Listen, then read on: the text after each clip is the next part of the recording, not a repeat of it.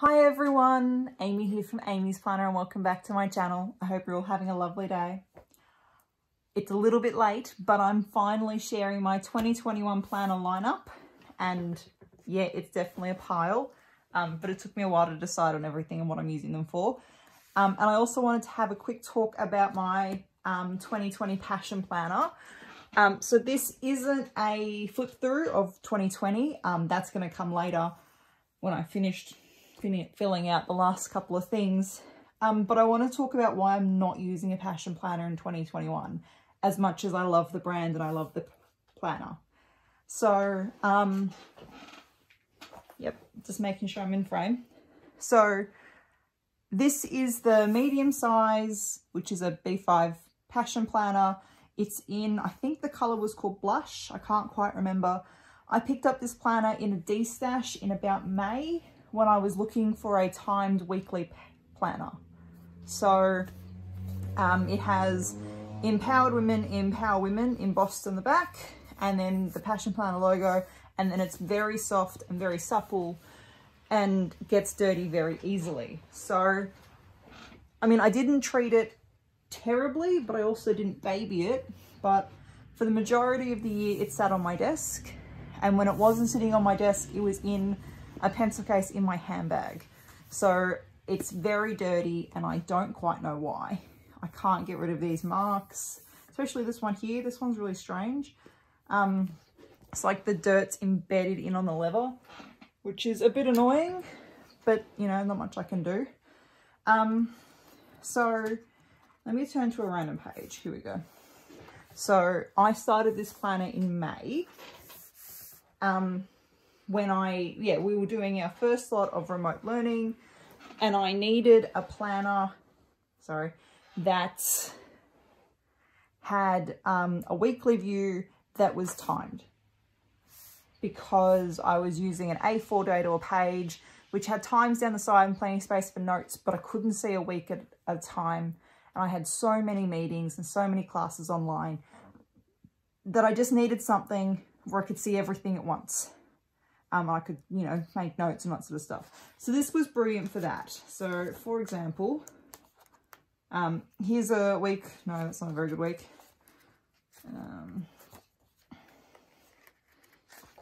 Cool. Here's a really early week when I was still getting used to it. These were just meetings. I did a little bit of decorating, but this is before I really started using it and it's already packed with meetings. Let me see if I can find one that is actually packed. Yeah.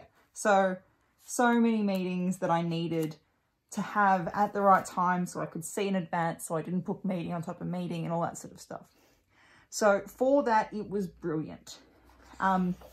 When we got back into face-to-face teaching, however, I didn't need it like this.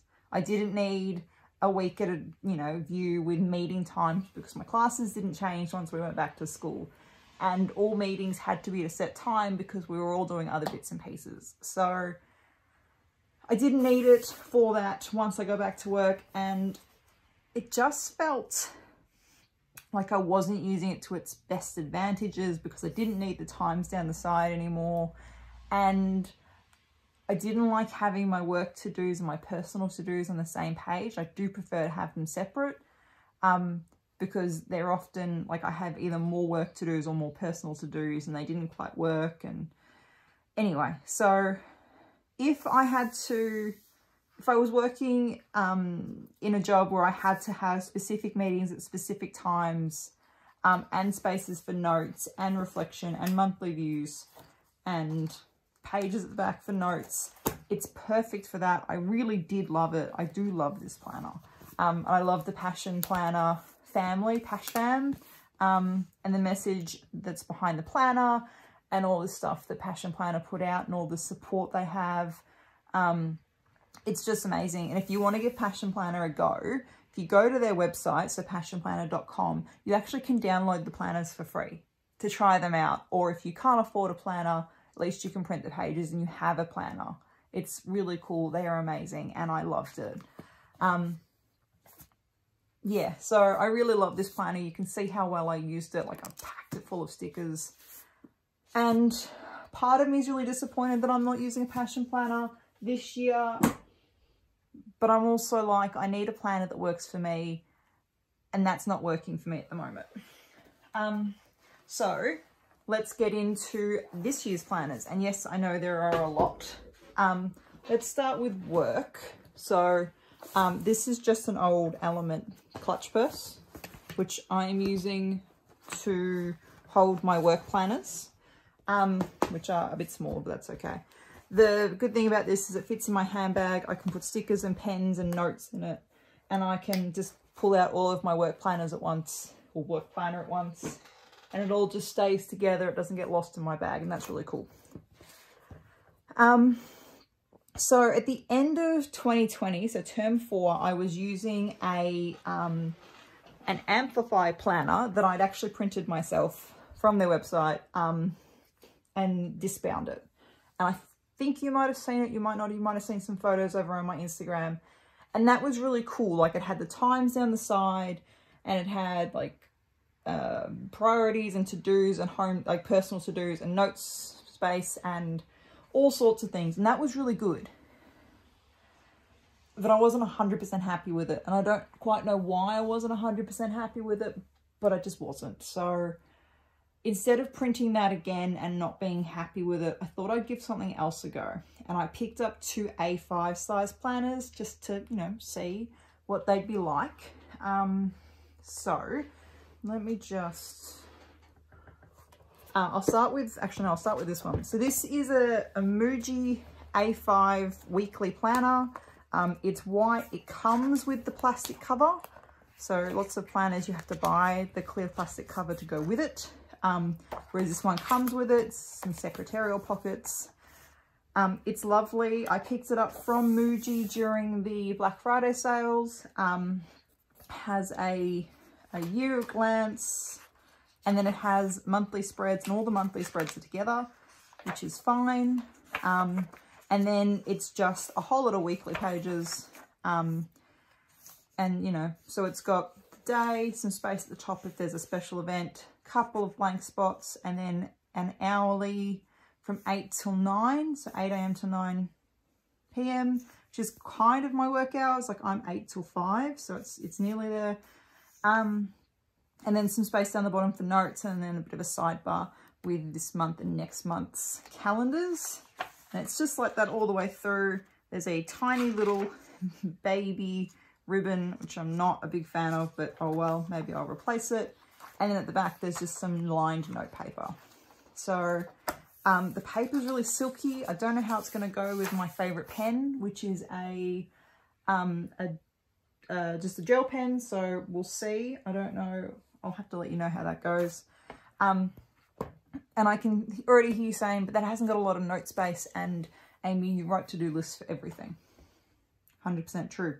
Which is why I picked up a grid notebook from Typo to go with it. So my vision is that I will do my weekly planning for work in here. So write my classes, write my meetings, and, you know, urgent to-dos or notes or whatever. And then I would use this for to-dos and notes and things to follow up and conversations and PD. And then when I fill this, I'll just get another one and just have these at the end of the year. So I don't have pages where I don't have anything written, or weekends that aren't relevant or anything. I'm just using all of the paper. Just realized I'm too low down. All of the paper for things that are important. And so this is just the pages are, I don't know, 80 grams, maybe 70 grams. Much thinner, much rougher than the Muji paper, but that's okay. It's got a grid, big gap at the top, little gap at the bottom. And it's lovely and it's fine, and I think it'll be all right. So it's also got a ribbon. It's a thicker, more sturdy ribbon, and it's got a pocket at the back. And that's pretty much it. It's just a run-of-the-mill grid notebook in brown imitation leather. It feels all right. It's a bit suede-like. Now, suede sometimes has that texture. It's not suede, but it just feels a bit, ugh. Anyway. So that's for work, and I'll just keep putting them in that little pouch until I decide I don't want to do that anymore. Let's get into the stuff I'm going to use for personal. So I have a bullet journal, a reflection journal, a rings planner, and a hobo weeks. Yeah, and I am using all of them. So I grabbed a sneaker week. So the Hobonichi sneaker weeks is not a hardback. It's a soft bendy, goes in my handbag, gets all destroyed, I imagine, book, which I am using for shopping lists, meals, to-dos, tasks, paydays, other things I need to remember to do, chuck in my bag, write down things quickly, pre-plan 3 or 4 weeks ahead, whatever. It's not going to be pretty. It's probably going to be pen only with a couple of, you know, little stickers if I feel like it. But anyway, I'm just still working out which pens I'm going to use and everything. So that's all right. I do like the Hobonichi weeks. I'm not into decorating it like I've seen some people do it. That's their choice and they make it look really cool. I can't quite do that. There are some bits and pieces that will be specifically in this planner rather than other ones.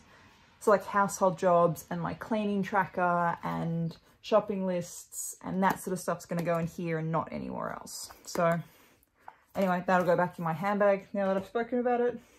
With its pen, I have a pen that I use only in that one so I don't lose it. This one's another typo purchase. I'm using it as a journal because apparently journaling is good for me. Anyway, I wanted to give it a go. I see people journal all the time and they do amazing jobs and they seem to be really happy. So I thought I'd give it a go. It's good. It's going to be fine. I'm a little bit behind in filling it in. I feel like that's going to be the trend for this planner for the year. Then I'm just going to be a little bit behind in filling it out. But all good intentions in that one. Very reflective. So in the passion planner, there is a reflection section at the end of each month. And I did use it to some degree. Actually, no, I'll do this one first. I did use it to some degree, but I thought I'd give daily reflection a go. And we'll see. And I'll keep you updated. This is a bullet journal. I got this from Kaiser Craft. And it's for tracking. Like I've got a planner specifically for tracking because one of my goals for this year is to change some of my bad habits. So for those of you who do a word of the year, I've never done one up until now, but my word for the year is change. So I've just printed out this, you know, this page. So I've written changes. The hardest at the beginning, messiest in the middle and best at the end, which is a quote that I really like and it's going to be my quote for the year. I just want to make sure I'm in frame. The new camera setup is not going to flash, but I needed to get off that other desk because it just wasn't working for me. I've done a grid spacing setup, future log, my year in books, which I haven't been filling out, but I've read every day, so that's fine. A my year in page that I haven't even drawn in yet. A reading log, which I'm already behind in filling out. A weight tracker, Instagram tracker, a YouTube tracker. Memories, 21 21s in 2021, which again, I also haven't finished filling out. I'm so behind already. If there's anything you think I should try 21 times in 2021, let me know, because this is awesome. This is inspired by Yashi Koren on YouTube, and she's amazing. Weekly savings tracker, and then that's the annual stuff. And then for January, I just have this picture that I found on Instagram that I thought was really funny. It says, how to summon a lemon, and he thought it's a demon.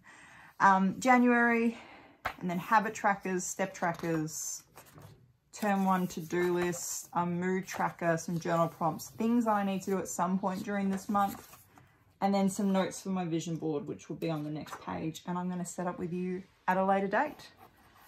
And that's the bullet journal. All right, and lastly, my personal rings. So This planner has multiple uses. This is what I'm using it for at the moment, is for social media and other bits and pieces, but it's also, sorry, just give you a, it's also a planner that I can decorate and play around with and put stickers in. And when I was looking at planners for the 2021 year, I've realised that I didn't have a planner that I could just put stickers in, that I could just, you know, do.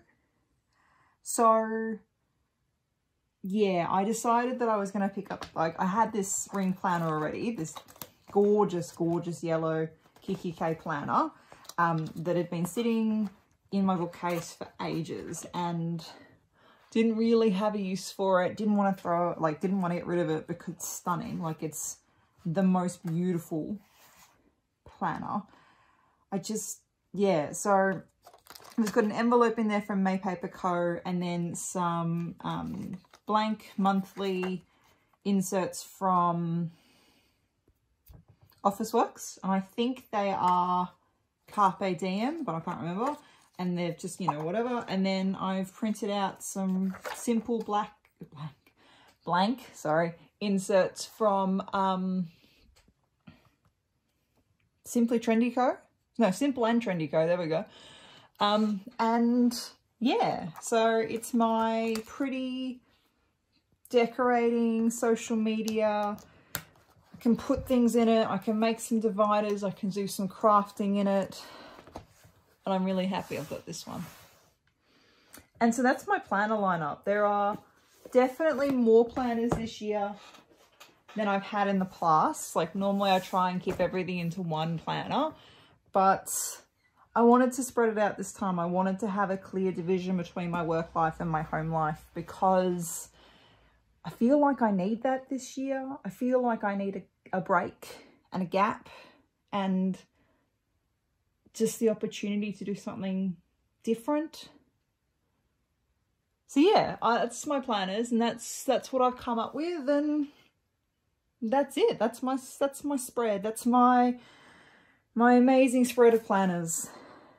What planner are you using this year? I'd love to know what you've picked for this year and why you picked it, because picking a planner this time was really, really difficult, and I've never had that difficulty before. So yeah, awesome. I'll see you later. Bye.